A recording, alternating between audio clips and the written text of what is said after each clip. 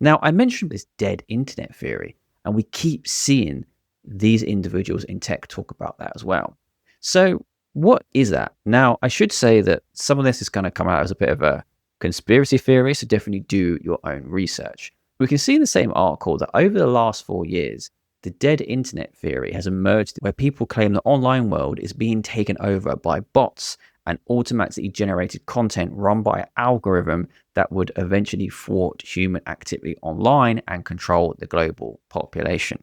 Now, I am not a conspiracy theorist, but most certainly in the last few years, looking at AI and how people are using generative AI on social platforms, you can see why people think that.